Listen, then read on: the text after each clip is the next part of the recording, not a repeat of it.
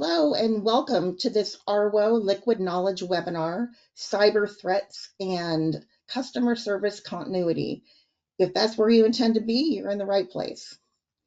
I'll be your host today. My name is Gina Veazey and I'm the Marketing Director at ARWO.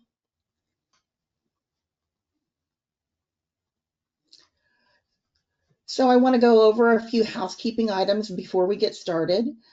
First of all, this session is being recorded and all attendees' mics are in mute and you also have no camera. Second, you'll get a link to the replay later today by email. And lastly, we'll have time at the end of our session for Q&A, and you should log your questions as you have them by clicking on the question mark at the top of your screen.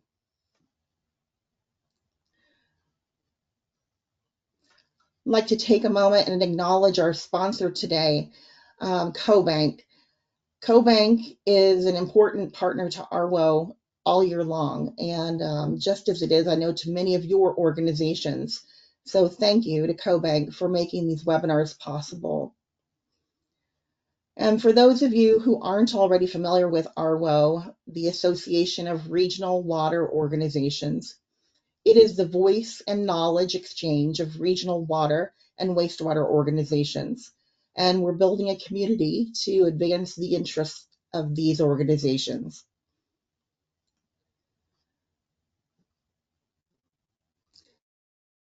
Now it's my pleasure to introduce Kelly Grappler. She's the Deputy Chief Executive Officer at Iowa Lakes Regional Water in Spencer, Iowa, and she's going to provide an introduction to our speakers today. Kelly? Well, thank you, Gina. I appreciate that. And thanks to all of our attendees for tuning in today as well.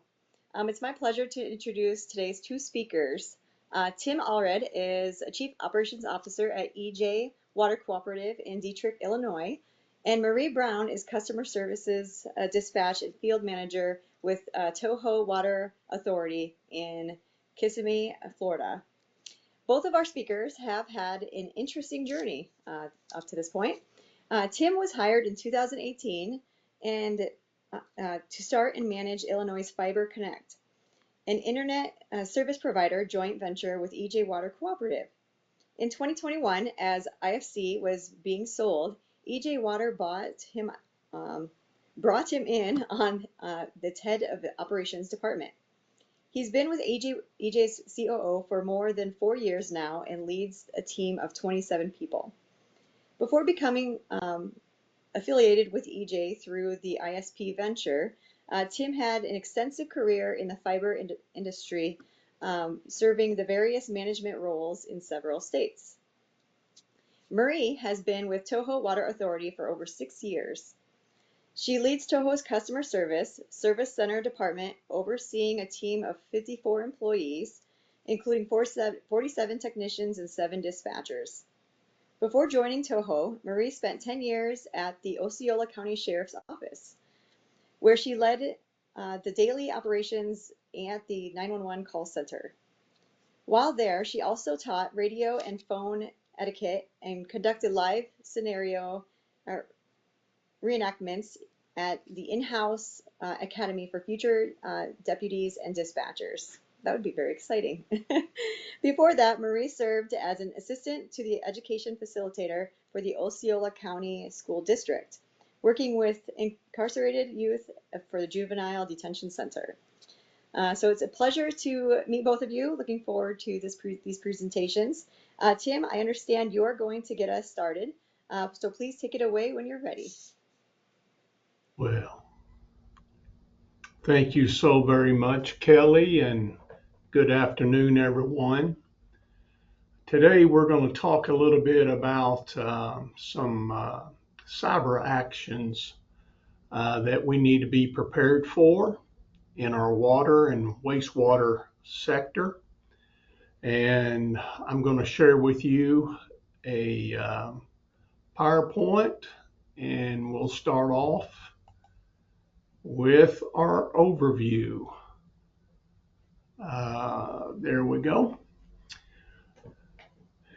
As you well know, in our water and wastewater sector, we have a OT side of the house and we have an IT side of the house. And today in this presentation, what we're going to be looking at is the top 8 cyber actions for our water and our wastewater system. And hopefully this will educate us a little bit and help us to reduce our cyber risk as we move forward. So let's start with number 1. Reduce exposure to the public-facing internet. This is very important. As you well know, the public-face side of the house of the web, the internet, any type of application that is a part of the public facing is a primary attack for us in our OT and IT side of the house. So we're very cautious here at EJ about getting on public access. As you well know, there's been times, and I think Glenn experienced that when he was at Broadmoor. I think I heard him share that with us in our last meeting. It's very easy access to bad actors to log in to our system when we're in a open-faced market. So let's be aware of that. And I think most of us have been educated on that. And if you don't know of someone that has been hacked because of that, you will, because it happens every day. Number 2, and this is something that we do on a weekly basis here at EJ, we conduct a regular assessment for cybersecurity. Matter of fact, we are connected with CISA. I don't know if any of you use the government agency of CISA, which is the Cybersecurity Infrastructure Security Agency. It is a free resource. We partnered with them 3 years ago, and every week through them, we actually get a 33-page assessment. And there's also a report card that you get, and it will tell you the some of the major areas within your system that may be an easy target. And we utilize this tool every single week. It's a 33-page report, and I go through it. And we have actually used this report on many occasions to help us secure our IT and OT side of the house. So it's a very important asset. And there are, let's see, can you see that screen, the second screen? I don't see it on mine. There you go.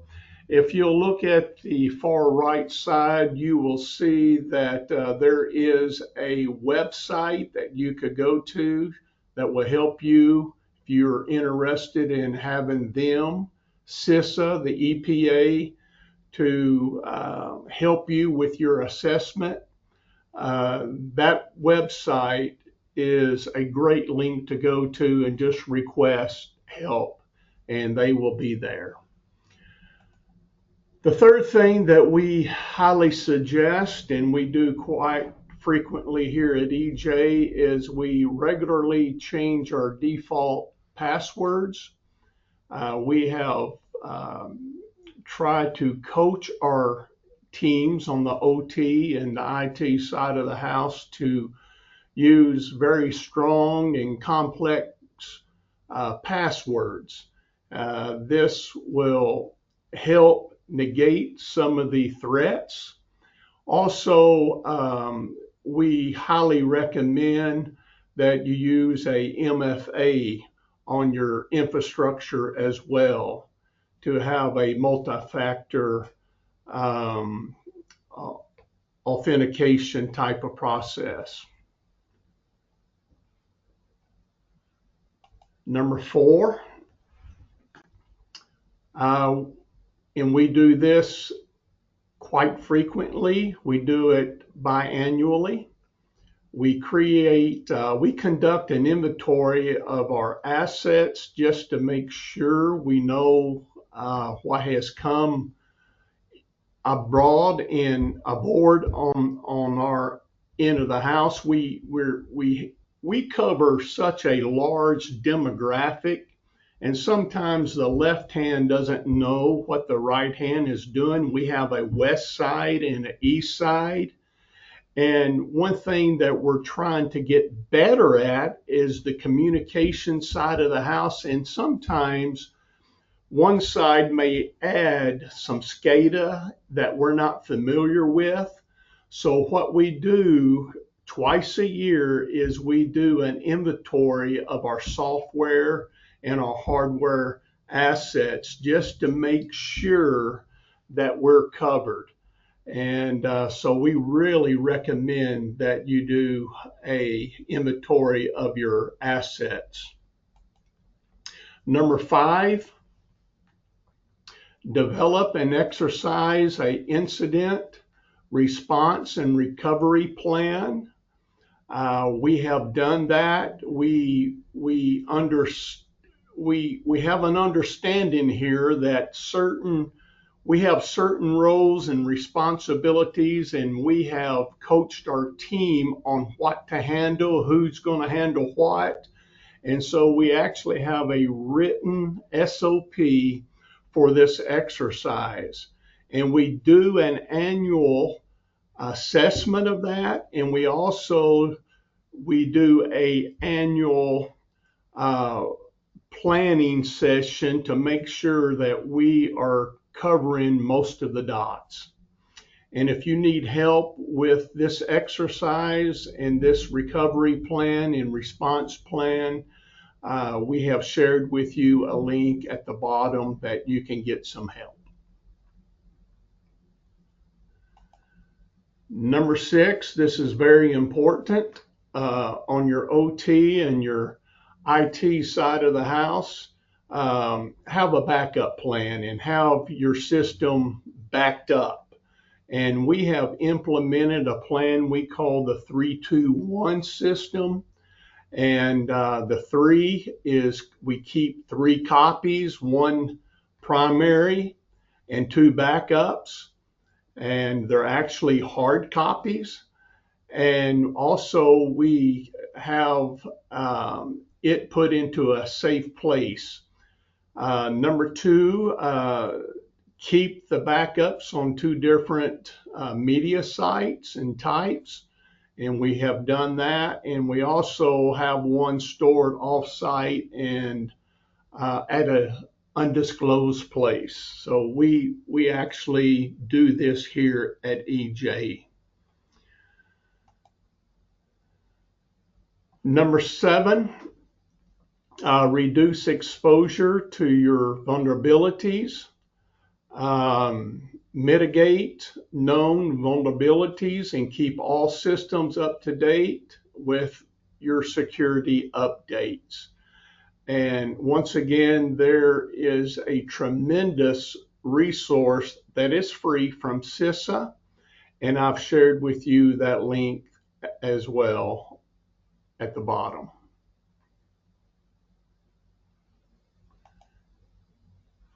Number 8, last but not least, conduct cybersecurity awareness training.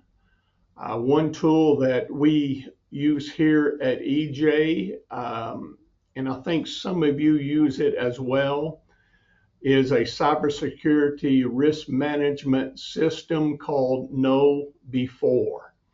And we do this company-wide. We have trained our people on security awareness, phishing and ransomwares, and we use that. And also, once again, the EPA has a great website that deals with, for the water sector, deals with cybersecurity training for your people. And as we end our presentation, I just wanted to share this thought with you. I call it the buyer beware. Technology manufacturers make security choices that affect the quality of their software and hardware. And this is what we do, we review CISA Secure by Design guidance, and we have asked our vendors how and what they are doing to adopt secure design principles. And that helps us to get a little better understanding of their product. And we want to make sure that our firewall catches everything. So we're very adamant about that before we take on any new vendors. As you go to cybersecurity training, I do want to mention this to you, and this is a hot topic.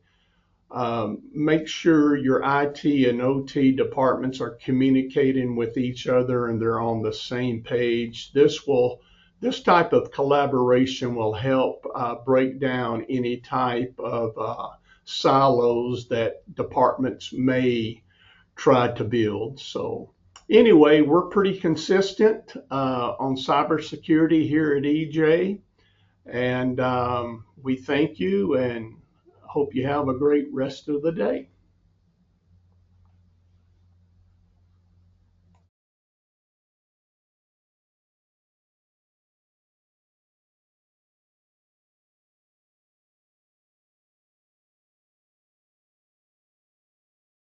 Hi, good afternoon, everyone. My name is Marie Brown, and I am with Toho Water Authority here in Kissimmee, Florida.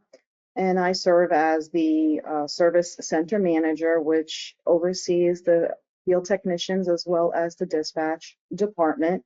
And today I'm going to be sharing my experience with maintaining customer service operations during a major cybersecurity incident, which we encountered in March of 2024. My focus today is going to be how we quickly adapted, served our customers under pressure, and what we learned through the process.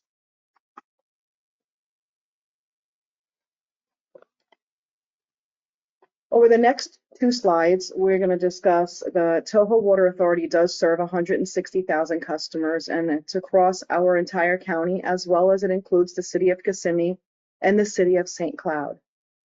As parts, we also encompass some of the parts of Polk County as well as Orange County. And our mission is driven by the Toho promise and trust that Toho cares. Our customers, our community, our employees, trust that Toho cares. So for the next slide, we have a little bit of a breakdown of the incident and how it occurred. In March of 2024, we were faced with a cybersecurity incident that disrupted a portion of our customer service system. Our CIS was compromised, and it was pertaining basically to the area of the city of St. Cloud that we had taken over during a merger with their utility. This in turn created a huge issue with billing delays, payment disruptions, account update issues. And then despite all of this, our teams did work quickly and we pivoted immediately to manual systems. Manual operations is not easy for everyone, as not everyone is familiar with how to run a ship on manual operations. It's very archaic, it's very time consuming, and there's a lot of paper involved. But we continued serving our customers through this alternative method, all that with upholding our Toho promise. For the contact center, one of our biggest challenges was the loss of the automated system. So on the next slide, you'll see how it impacted, how we did a workaround, our manual tracking, as well as our account changes and the moves. So along with losing our automated system, all of the work orders had to be logged manually. And we used paper tickets, so we had to change instantaneously on how we were performing our daily operations in order to not impact the customers, not only on the billing side or question side when they called in for their account information, but us receiving that vital service.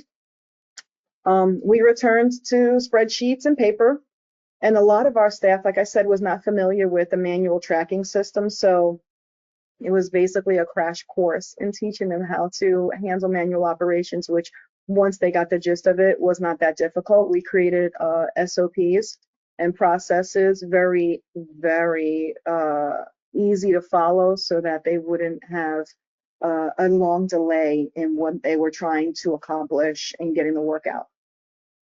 Communication tools and case management systems were also affected, and it impacted how we tracked our customer interactions. On the next slide, you'll see the contact center's responses, where we had to outreach to our IT, acted swiftly, as well as getting set up by the temporary database and Microsoft Teams. And that was a really great tool to be able to use, was Microsoft Teams. This allowed us to log our customer issues and our service requests in real time, even with our main system down. We also use a dedicated Teams channel to manage the account changes and move and our move-ins and move-outs. Technicians adapted quickly. They were used to the paper system for our evening work, so we call that our after hours or our emergency responses. They don't have access to our CIS or customer database, so they would use paper tickets. So that was kind of like just incorporating what they did during the after hour sessions into the morning sessions during business hours. But they adapted quickly. They were able to track their field operations throughout the day. When they completed their service orders, they were scanned into a shared drive to preserve historical data. Dispatchers also returned to paper orders. They tracked the activity using spreadsheets. A lot of the dispatchers that we had at the time did start with the companies, so they were very familiar with using manual operations. Hadn't done that in a while, where it was totally manual operations, but they did really well transitioning. We immediately did distribute, as I said, the process guides, and just to ensure that they had that consistent support needed and manual operations across different teams within stakeholder services were given the same documentation so that they could understand the process and how it was going to affect them. So from the call center to billing, collections, and dispatch.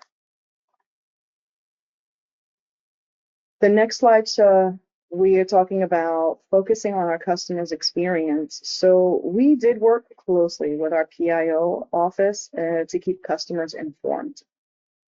This included timely emails, website updates, and posts on social media. Our area in general is very big on social media. A lot of our customers ask questions. They look for help. They seek guidance, not only from Toho, but from other customers, if they just asking what's going on in the area if they can't find something. So social media was a huge help for us during this time. We also enlisted the assistance of our third-party after-hours call center. They helped us manage our customer support around the clock. Customers were instructed to use their previous bills for payments. So in order to maintain that flow coming in of revenue, we decided just to have the customers pay the bill that they paid last month. So that was a huge help. We also were able to mail bills using our data from our EBP file and provided a cover letter at that time explaining the situation. All of this began to tie in quickly because we had no choice. We had to tie this in quickly so that customers were not affected more severely. And then since we could not accept cash payments in person, We did guide the customers to use the online portal, AMSCOT, drop boxes, and of course, mail. We also did discuss with our collections department that we suspended collection fees. We discontinued doing disconnects because we were not able to, to track them at all. And with that, we learned a lot, and we learned that having a SOP and a continuity plan in place was extremely important. Review of that plan is important as well, because if any other utilities like our utility, you have people that move on to different departments, you have new employees coming in, so it's really important to maintain that monthly or bi-monthly meetings and review some of these steps. Getting back to business as usual. So the restoration and recovery aspect of it, our IT team restored the system access, allowing us to manually process payments and view account data. Auto pay was resumed in the following billing cycle with reconciled balances.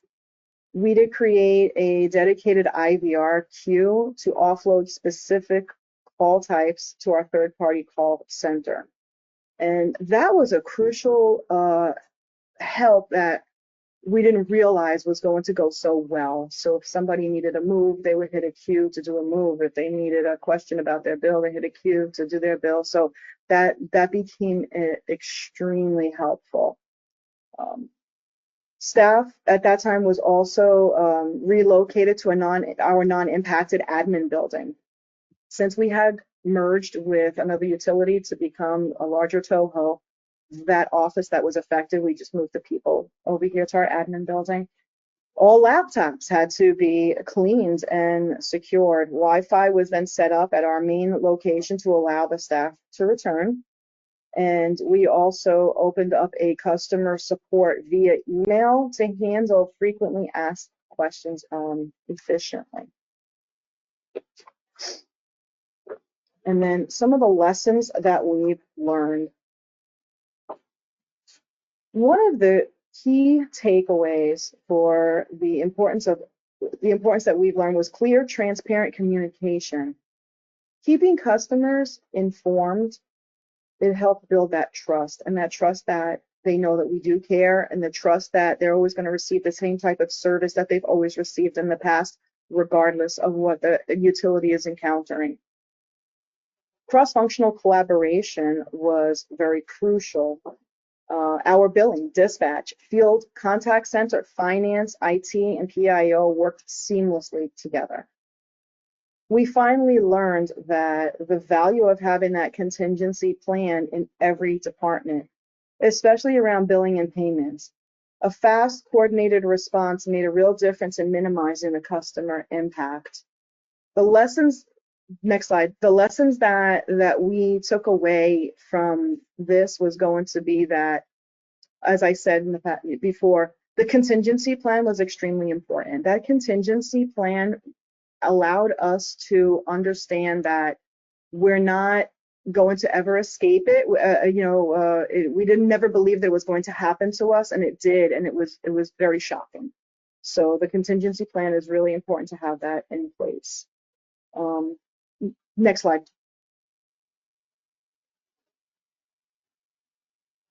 So the quick reaction that helped minimize the impact for our customers was being able to go to manual operations, prepare our staff and our team, working a little bit of overtime in the morning, some overtimes in the afternoon, getting the teams prepared to answer the questions. Sharing that communication through transparency was vital to ensuring the success. We also opened up on Saturdays to have our customers able to walk in and talk with us. We added additional support at the front desk in both of the main locations so that there were people that could field questions, because it was surprising how our foot traffic grew when people were not sure if they could get through on the phones. The phone lines were taking a very long time.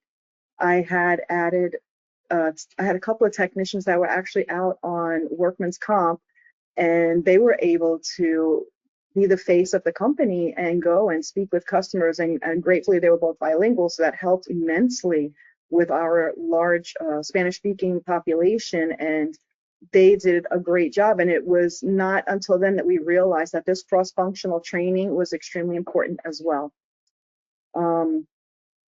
Again, just some of the lessons that we learned were that cross-functional training piece and getting our call center to understand when they're taking a call how that dispatch department was going to be handling it and vice versa. Working with our finance department and working with the IT and the PIO department was extremely important as well. It's not something that we do normally, but incorporating them in, creating those SOPs and beefing up that contingency plan was really a showstopper, and it was a big help. Next slide.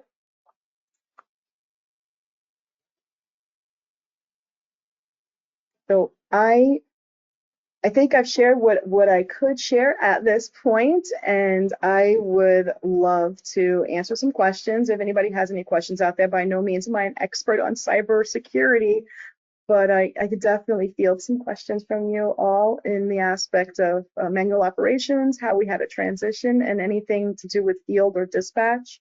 And I'd just like to thank you for your time and attention. And I'd like to acknowledge my team as well as my IT, all the way up to the contact center for their resilience and dedication. Thank you.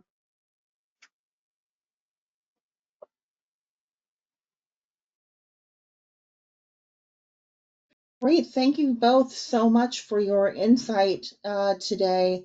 I want to apologize. We did have a report during the session that there was music playing in the background, and I put it out there on the chat, and I didn't hear anybody else had an issue, so I didn't stop the session, but I hope no one else was affected. And if so, we apologize for that. I'm not hearing on my end. But thank you very much, both of you, for a really great presentation. And I wanted to dive into a couple of questions that we've had come through the system. And I want to also remind everyone, if you have questions, to use the question mark at the top of your screen.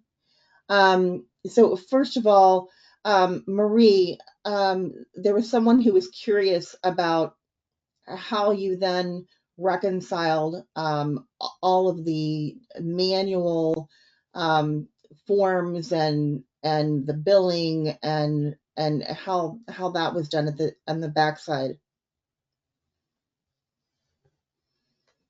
So I can speak to how we reconciled the manual tickets. What we did was we were able to sort them into their respective categories in order to keep historical data. We uploaded them into one of the drives that was dedicated for the ticketing system. And when we uploaded them under the date as well as the title of the ticket. So in conjunction with that, in order to close those tickets, we used that master spreadsheet that was housed in Microsoft Teams.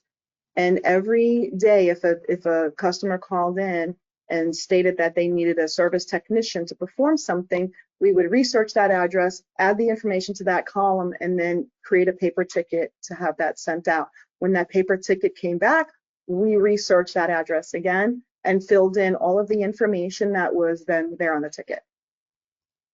Wow, that sounds like quite a process. Very lengthy. Yeah. So Tim, we had a question for you about, you talked at the beginning of your presentation, of course, about bad actors, right? And there was a question about, what's your team most concerned about now? And I think the implication is, at the beginning of our session, we saw, a young man with a hoodie up over his head and, sort of a prankster almost, but a little more sinister. Are we talking though about real threats to to the water supply from bad actors who might be foreign players or homegrown kind of terrorists. What's your concern? Yeah. Well, good question.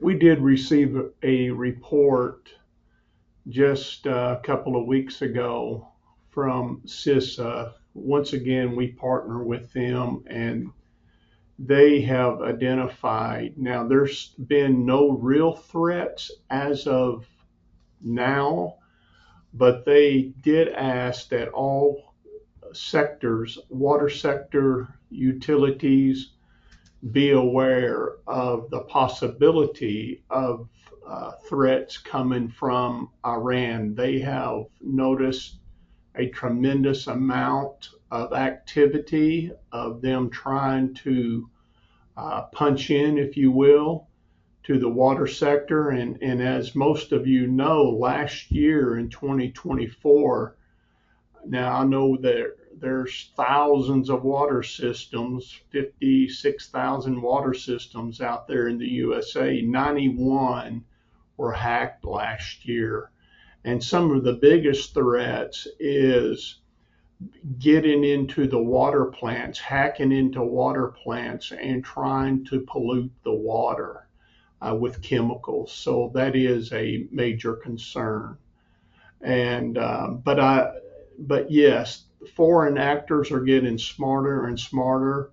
Domestic actors, bad actors, are getting smarter and smarter.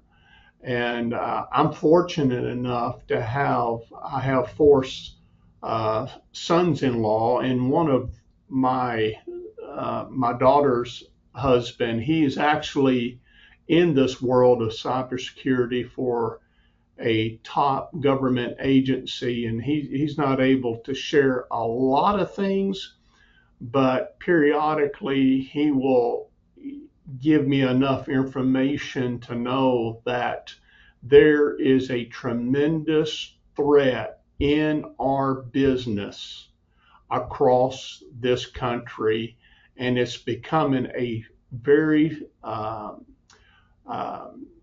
it's a major concern. And matter of fact, he was telling me about one company just here recently in Madison. Well, I shouldn't even mention where it's at. I didn't give the state, so anyway, um, they were literally hacked. Their wells were hacked, and bad actors took over, and it took several days before they could eliminate that threat. So we just need to be on safeguard, and it's great that we can network together and collaborate together. And I collaborate with several people, and so anyway, there's a lot of threats out there, and it's ongoing. And as Jenna mentioned earlier, it's not necessarily about when it happens. If it happens, it's when it happens. And so we just got to safeguard. Great. I hope that answers the question that came through. Are there other questions that anyone has? If so, put it in the question box. There's a question mark up at the top of your screen. I'll give it just another couple seconds here, and then we're going to move on, I think.